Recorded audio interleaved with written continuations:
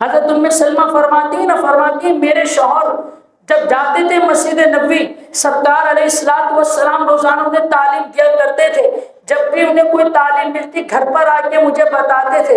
ایک دن سرکار علیہ السلام نے انہیں کوئی حدیث بتائی، گھر پر آ کر کہنے لگے ام سلمہ، سرکار علیہ السلام نے ارشاد فرمایا ہے کہ جب بھی تمہیں کوئی مصیبت پہنچے فوراً پڑھ لینا انا للہ و انا الیہ راجعون۔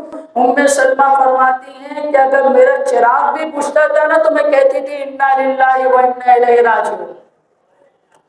اب عزیزان محترم، ام سلمہ فرماتی ایک مرتبہ میرے اوپر بہت بڑی مصیبت کا پہاڑ آ کے ٹوٹ پڑا۔ کیا مصیبت آئی؟ فرمانے لگی کہ میرے شوہر ابو سلمہ کا انتقال ہو گیا۔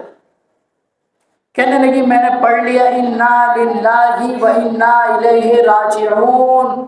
کہنے لگی پڑھنے کے بعد جب میری عدت مکمل ہوئی، میں پوری عدت میں بیٹھے بیٹھے ایک ہی بات سوچتی رہی کہ میرے محبوب کا فرمان ہے کہ اگر تمہارے اوپر کوئی مصیبت آئے اور اس مصیبت کے وقت اگر تم نے یہ پڑھ لیا انا للہ و انا الیہ راجعون، اللہ رب العالمین تمہیں اچھا نعم البدل عطا فرمائے گا۔ مگر میرے شوہر کا تو انتقال ہو گیا، اس کی عدت بھی پوری ہو گئی اور میری بھی عمر بہت زیادہ ہو گئی ہے، مجھے اللہ رب العالمین کیا نعم البدل عطا فرمائے گا؟ بچے میرے جوان ہو گئے، رشتہ تھوڑی آئے گا میرے لیے کوئی۔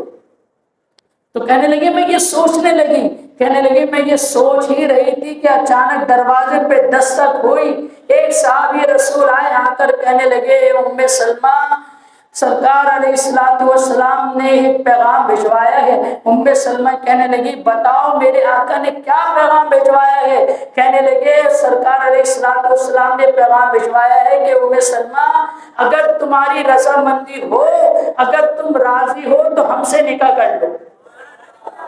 سرکار علیہ السلام نے اپنے لیے نکاح کا پیغام بھجوا دیا۔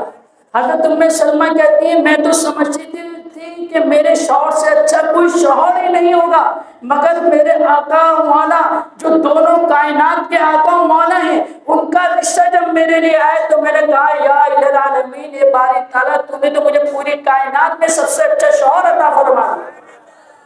تو عزیزان محترم، جب بھی کوئی مصیبت آئے کیا پڑھنا ہے؟